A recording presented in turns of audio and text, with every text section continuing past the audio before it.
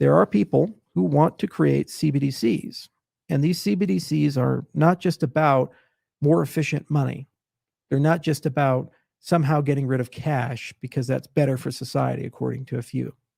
They're about putting the control of what you're allowed to spend your money on into the hands of people you've never met, you don't vote for, and are unaccountable to any legislative process. And in some cases, don't even live in your country. Right now, the United States is attacking crypto, which is the exact opposite of a CBDC.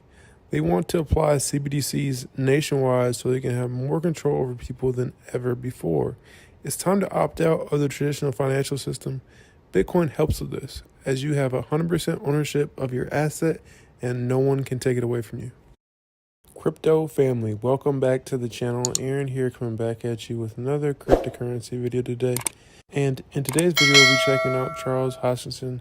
He'll be talking about what's coming next for this cryptocurrency market.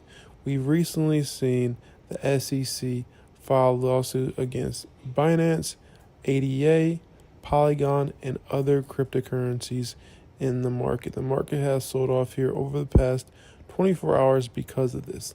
Charles talks about how our government is fighting against freedom in Bitcoin and crypto and is essentially pushing CBDCs and other things. Definitely recommend you guys check this one out all the way to the end. But let's go ahead and check out the clip here. Leave your thoughts in the comment section below.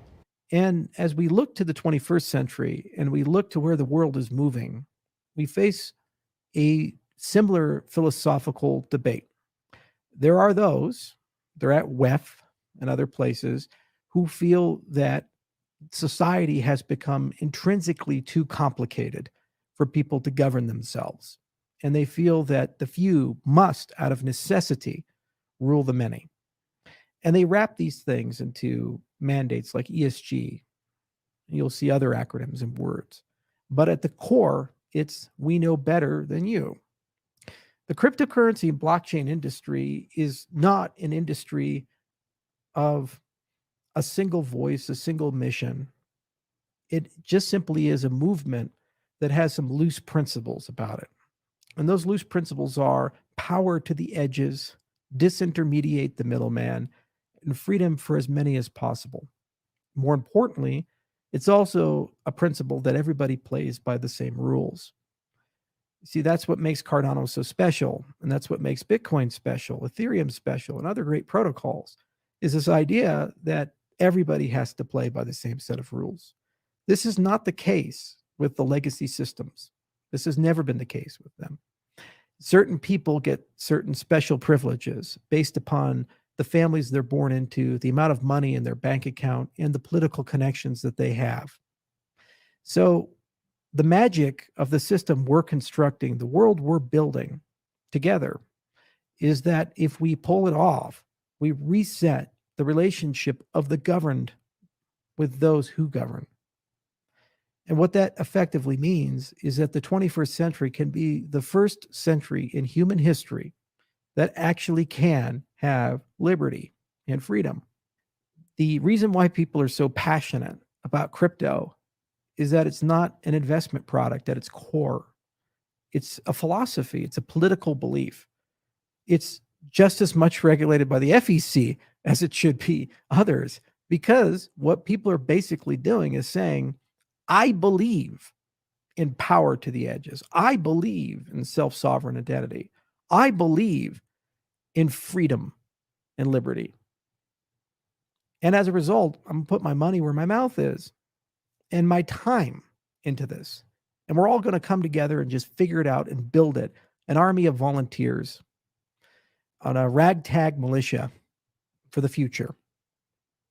That's a very different thing than Microsoft and Google and Apple and Amazon and your run-of-the-mill company, your Nike, just do it. That's about all of us, each and every one of us. We just want some human rights. And we're not really so happy with where things are at. Nobody, if you poll them, would look and say, I believe the people in charge should be in charge, and we can't find anyone better.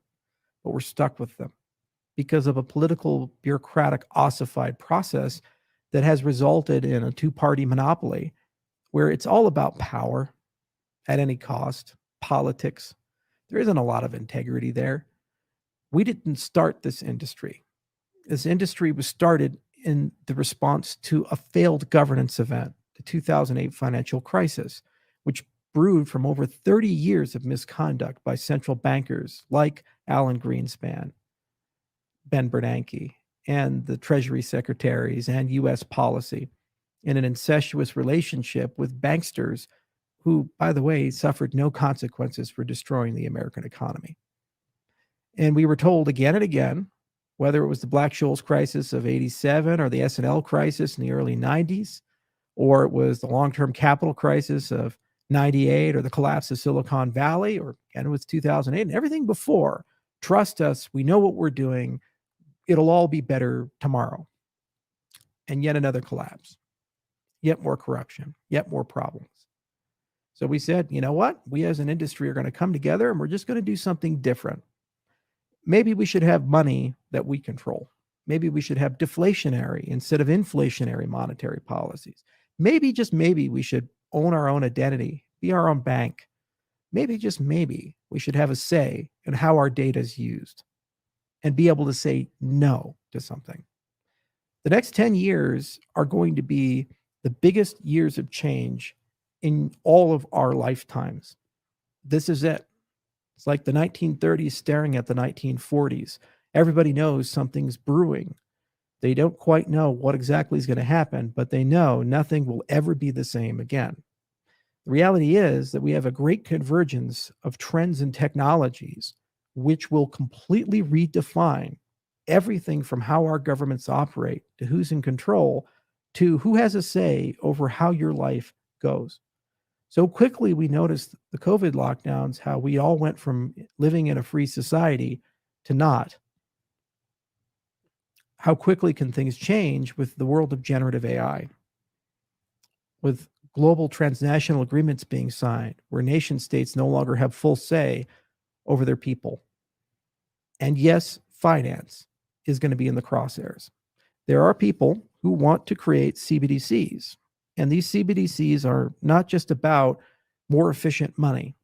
They're not just about somehow getting rid of cash because that's better for society, according to a few. They're about putting the control of what you're allowed to spend your money on into the hands of people you've never met, you don't vote for, and are unaccountable to any legislative process. And in some cases, don't even live in your country. If, for example, you've already filled your tank of gas this week, maybe you're not allowed to do that until next week because you've got your weekly allotment.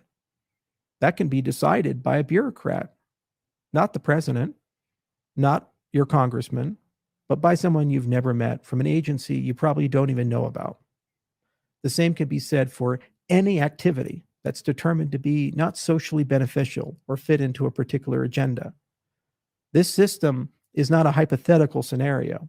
It's one that's being put into place with social credit in the People's Bank of China today, right now, for over 1.5 billion people, and has already been deployed, thanks to partnerships with Tencent and others, to over 200 million people. Here in America, there are many people who subscribe that this is a good idea inside our federal bureaucracy.